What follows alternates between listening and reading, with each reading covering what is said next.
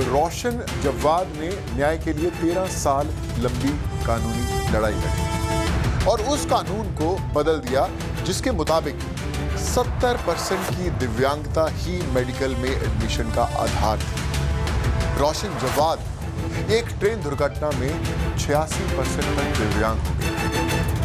उनके दोनों पैर नहीं, लेकिन डॉक्टर बनने की जिद उन्होंने कभी नहीं छोड़ी और आखिरकार जीत रोशन की थी।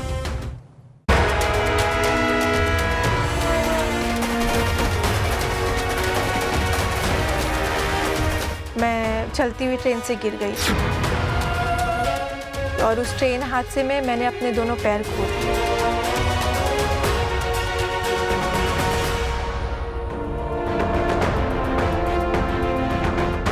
ट्रेन 12 डब्बे की थी, वो 12 डब्बे मेरे दोनों पैरों से गुजर कर चले गए।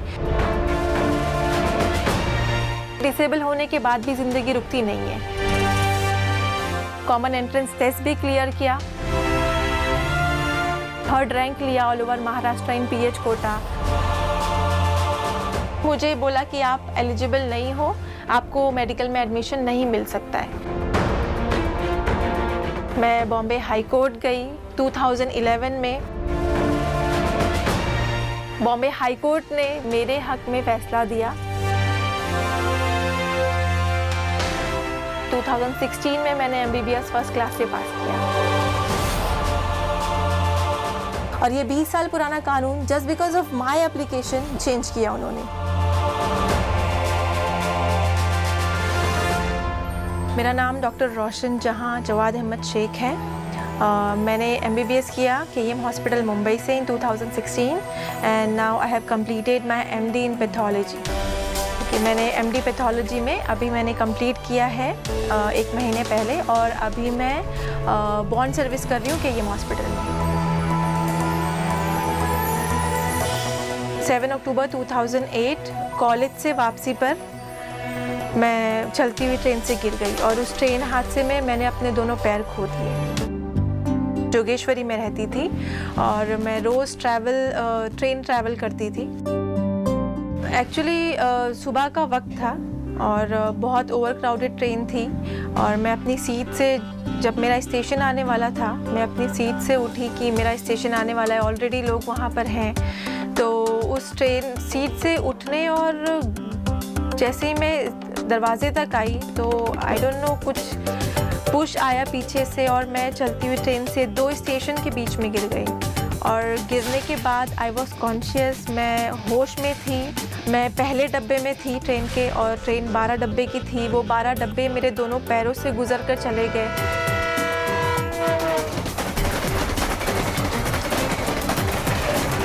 मेरा एक्सीडेंट 11th स्टैंडर्ड में हुआ था। मैंने वो ईयर स्किप नहीं किया। मैंने व्हीलचेयर पे एग्ज़ाम दिया। देन 12th स्टैंडर्ड में मैंने डिस्टिंक्शन लिया व्हीलचेयर पर और फिर MBBS ख्वाब था डॉक्टर बनने का, तो कॉमन एंट्रेंस टेस्ट भी क्लियर किया और अल्लाह के करम से 3rd रैंक लिया ऑल ओवर महाराष्ट्र इन PH कोटा।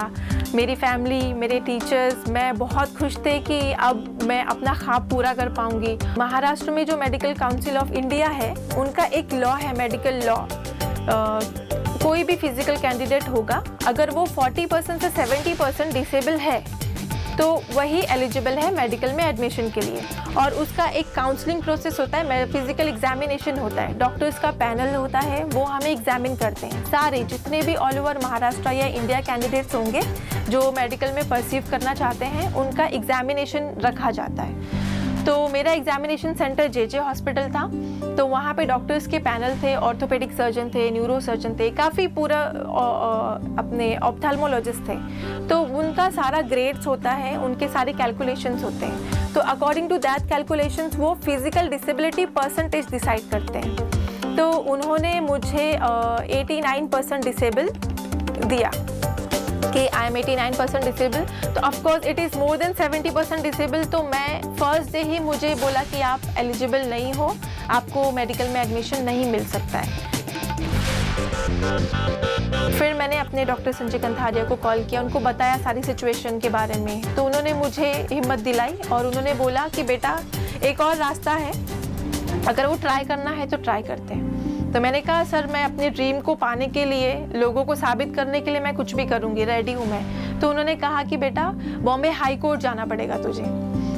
तो मुझे एक्चुअली में यकीन नहीं था और मुझे समझा नहीं कि बॉम्बे हाई कोर्ट जाना, केस फाइल करना अगेंस्ट मेडिकल काउंसिल बहुत बड़ी बात है। और हम इतने ऐसे बैकग्राउंड से हैं जहाँ पे इतना मम्मी पापा भी एजुकेटेड नहीं है, फैमिली में कोई इतना पढ़ा लिखा नहीं था। बट सर ने बोला कि एक बार ट्राई करना है, बिकॉज लाइफ में रिग्रेट नहीं चाहिए। तो मैंने वो ट्राई किया। मैं बॉम्बे हाई कोर्ट गई 2011 में।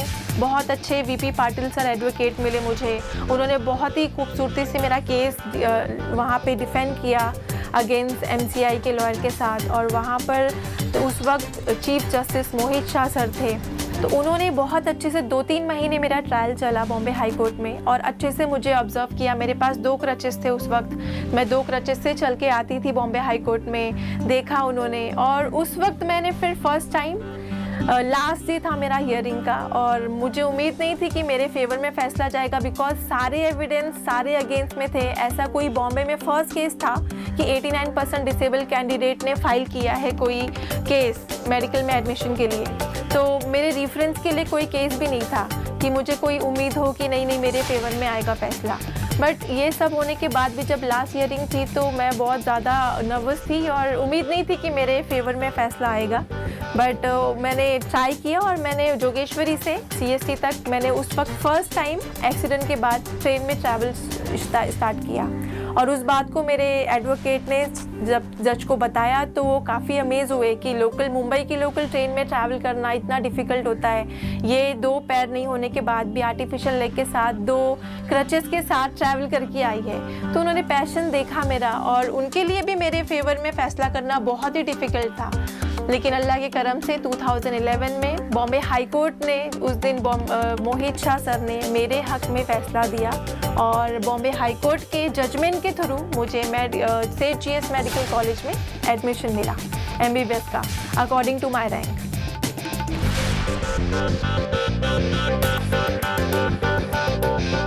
जब री एग्जामिनेशन बोला बॉम्बे हाई कोर्ट ने, तो डॉक्टर्स के पैनल ने मुझे बहुत ही प्रो एंड कॉन्स समझाए थे कि आप जैसे लोग मेडिकल में एडमिशन ले तो लेते हैं बट इसको कंटिन्यू नहीं कर पाते, 1 साल में छोड़ देते हैं, बिकॉज मेडिकल स्टडी बहुत हेक्टिक होती है। आपको 8-8 घंटे डिसेक्शन कर हॉल में खड़े रहना पड़ेगा, आप कोप अप नहीं कर पाओगे दूसरे स्टूडेंट के साथ में, बिकॉज लेक्चर्स हॉल बहुत दूर दूर होते हैं।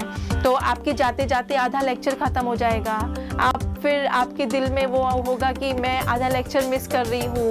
फिर जैसे नॉर्मल बच्चे होंगे 50% पासिंग मार्क्स होता है मेडिकल में, आप वो भी कोप अप शायद नहीं कर पाओ, तो फिर आप डिप्रेशन में जाओगे, आप एक सीट वेस्ट करोगे।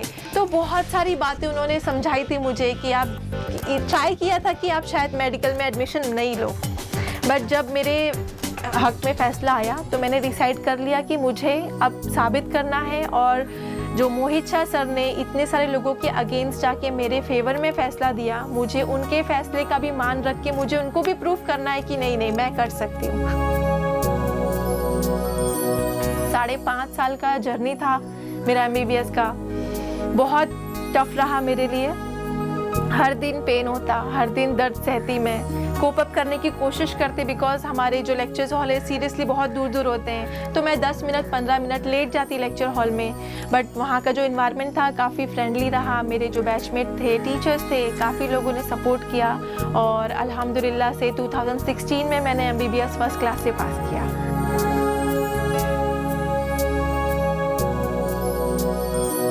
साल की उम्र में दोनों पैर छिन गए एक लम्हे में, तो बहुत ज़्यादा नेगेटिविटी थी माइंड में, बहुत ही मायूस हो गई थी ज़िंदगी से। लेकिन जो मेरे ऑर्थोपेडिक सर्जन थे डॉक्टर संजय कंथारिया, उनको जब पता चला कि मेरा बचपन से ख्वाब था डॉक्टर बनने का, तो उन्होंने मुझे मोटिवेट किया। मेरी फैमिली ने बहुत स्पेशल रोल अदा किया मुझे मोटिवेशन में, मुझे हौसला देने में।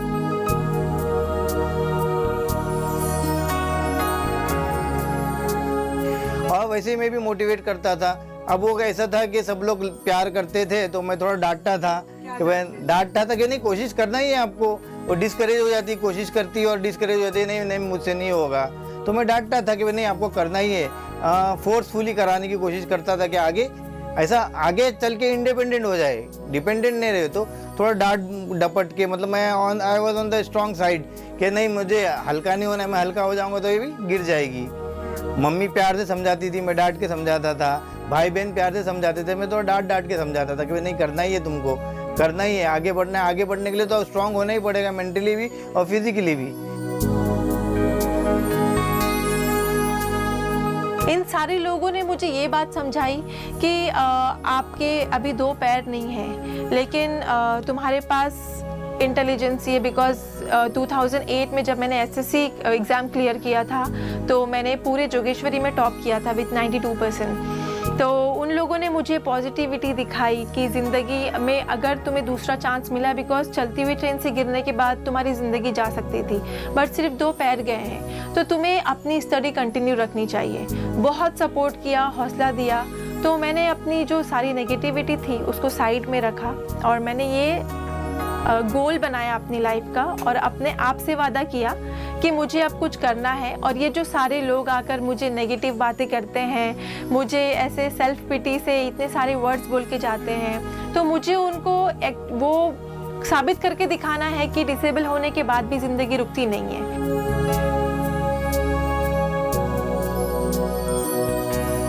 एकेडमिक्स में तो बहुत अच्छी थी वो पहले से, मन से भी थी, लेकिन वो इतनी लोगों ने ऐसी बातें कही थी एक्सीडेंट में जब मिलने आते थे लोग, तो वो एकदम डिप्रेस हो गई थी। तो उसने ये ले लिया था कि भाई नहीं, हमको प्रूफ करके ही दिखाना है। वो ज़्यादा स्ट्रांग हो गई, लोगों की बातें नेगेटिविटी देख के ज़्यादा स्ट्रांग हो गई कि भाई नहीं, अब तो प्रूफ करके दिखाना ही है कि नहीं हम कर सकते हैं, ये होने के बावजूद भी कर सकते हैं।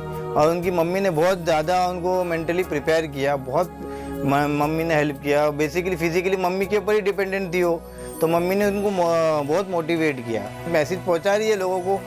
अभी एज अ मोटिवेशनल स्पीकर बहुत जगह जाके बात करती है, छोटे फंक्शन में, स्कूल में, बड़े इंस्पायर करने की कोशिश कर रही है कि जब मैं कर सकती हूँ तो और भी लोग कर सकते हैं।